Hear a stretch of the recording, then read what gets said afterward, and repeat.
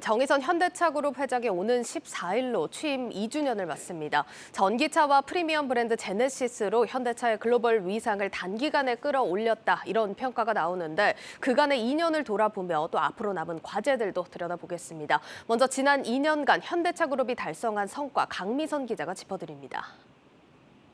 CEO는 숫자로 보여준다라는 말이 있죠. 2년간의 실적 먼저 확인해 보시겠습니다. 올해 현대차와 기아의 상반기 합산 매출은 106조 5천억 원, 영업이익은 8조 7천억 원으로 역대 최대치를 기록했습니다. 연간 매출 전망치도 취임 첫 해와 비교해 22%가량 늘어나 사상 처음으로 200조 원을 돌파할 것으로 예상됩니다. 영업이익은 350%가량 늘어나 18조 원에 육박할 것으로 전망됩니다. 자동차 회사니까 차를 얼마나 잘 팔았느냐가 가장 중요하겠죠. 판매 대수를 보시면요.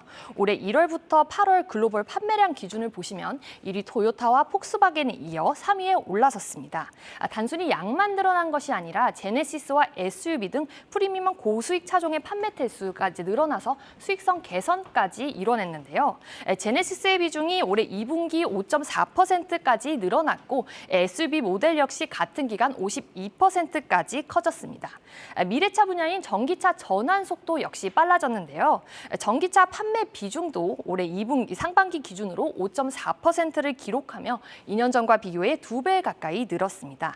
자동차 외에 로봇과 UAM 등까지 영토를 넓히면서 현대차그룹이 스마트 모빌리티 솔루션 기업으로 도약했다는 평가까지 받고 있습니다. 그렇다면 투자자들이 바라보는 현대차는 어떻게 달라졌을까요? 현대차 주식을 보유한 소액 주주는 100만 명을 넘어섰습니다. 2년 전과 비교해 2배 가까이 늘어난 것인데요. 기아의 주주는 25만 명에서 60만 명으로 더 증가했습니다. 2년에 비해 코스피가 10% 가까이 하락한 사이 현대차는 주가는 강보합, 기아는 오히려 30% 이상 올라 승승장구하고 있습니다. 불과 몇 년 전만 해도 현대차 주식을 사는 사람이 그렇게 많지 않았는데요. 하지만 현대차가 젊은 총수를 중심으로 전동화 모빌리티 비전을 빠르게 현실화했고 투자자들은 이를 평가한 것으로 풀이됩니다.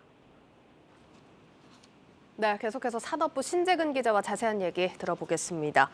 신 기자, 지난 2년의 성과 이렇게 쭉 짚어봤는데 사실 앞으로가 더 중요하지 않겠습니까? 앞으로는 어떤 분야에 집중할 것으로 보입니까? 네, 현대차그룹이 일단 전동화뿐만 아니라 미래 모빌리티 전반적으로 관심을 보이고 있습니다. 예. 이 전기차 선점 경쟁을 치열하게 하면서 이 한편으로는 자율주행과 UAM 그리고 로보틱스 등 이 미래 사업에 열을 올리고 있는데요. 더 이상 자동차만 팔아서는 경쟁력이 없다고 봤기 때문입니다. 이 이동수단으로 도심항공 모빌리티, 즉 UAM과 로봇 등의 쓰임새가 늘어날 것으로 본 건데요. 이 정의선 회장은 사제를 직접 출연하면서까지 미국의 로봇 기업 보스턴 다이내믹스를 인수했고요. 또 UAM 사업을 위해서는 미국의 UAM 법인 슈퍼너를 설립했습니다. 현대차가 사실 경쟁사들보다도 더 빨리 전동화 비전을 마련을 하지 않았습니까? 앞으로 그러면 전기차 시장 선점 가능하다고 볼 수 있을까요? 네, 일단 전기차 분야에서 현대차그룹은 이 테슬라와 그다음에 폭스바겐 그룹 이렇게 3강 체제를 구축하고 있습니다. 네. 이는 전동화 비전을 일찍 수립했던 것과 맞닿아 있다는 평가가 나오는데요. 먼저 현대차는 지난 2020년 12월 이 전기차 전용 플랫폼인 EGMP를 출시했습니다. EGMP 플랫폼은 내연기관 플랫폼의 전기차와는 다르게 배터리가 바닥에 깔려있기 때문에 무게중심이 낮습니다. 그만큼 차량 운동 성능에 도움이 된다는 평가고요. 현재 여기서 전용 브랜드 아이오닉 5와 아이오닉 6 그리고 EV6가 양산되고 있습니다. 판매 중심축도 완전히 전기차로 옮겨졌는데요. 현대차그룹은 오늘 2030년 현대차 187만 대, 기아 120만 대 등 총 300만 대가 넘는 전기차를 판매하겠다는 계획을 세웠습니다. 정 회장은 최근 전동화 속도를 더 높일 필요가 있다고 주문을 하고 있는데 전기차 시장 선점을 위해서는 속도전이 중요하다는 생각을 엿볼 수 있습니다. 네, 이렇게 지난 2년의 성과와 미래 비전까지 살펴보고 있는데 이번에는 현대차 앞에 놓인 과제들 좀 세세하게 짚어보도록 하겠습니다. 자, 먼저 노조 문제 좀 거론을 해볼 수가 있을 것 같은데 현대차 하면은 예전부터 좀 강성 노조 아니었습니까? 지금도 강성이라고 볼 수 있습니까? 네, 맞습니다. 현대차와 기아 노조는 자신들의 요구를 관철하지 못하면은 그때마다 파업 카드를 이렇게 꺼내들었었는데요. 예. 올해도 마찬가지입니다. 기아 노조는 당초 오늘과 내일 각각 2시간 그리고 4시간씩 부분 파업을 하기로 했습니다. 이 공교롭게도 정의선 회장 취임 2주년 시점과 겹쳐서 주목받았는데요.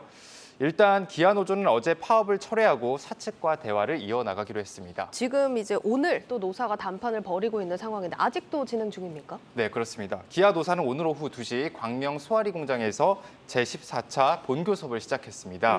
네. 현재까지도 노사는 마라톤 협상을 벌이고 있고요. 쟁점은 평생사원증 복지 혜택입니다. 이 평생사원증이라는 게 뭐냐면 25년 이상 근무한 퇴직자에게 평생 2년 주기로 신차 가격을 30% 할인해주는 제도입니다. 일종의 직원 복지라고 보시면 되는데요. 사측은 평생사원증 복지 혜택을 축소해야 한다는 입장인 반면 노조는 받아들일 수 없다고 맞서고 있습니다.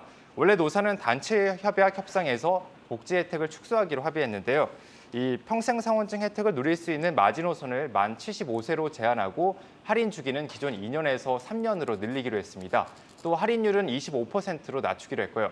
하지만 퇴직을 앞둔 50대를 중심으로 반발이 터져나오면서 다시 협상을 해야 되는 상황에 이르렀습니다. 이 사측의 혜택 축소를 2026년으로 유예하는 절충안을 내놨지만 이 노조 반발이 여전한 만큼 현재로서는 파업 가능성이 계속 거론되고 있는 상황입니다.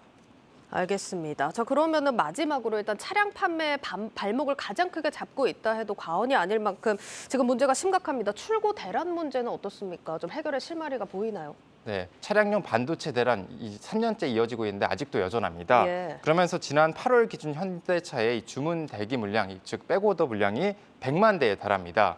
이는 현대차의 지난해 연간 판매량인 389만 대와 비교해서 4분의 1에 해당하는 수치인데요.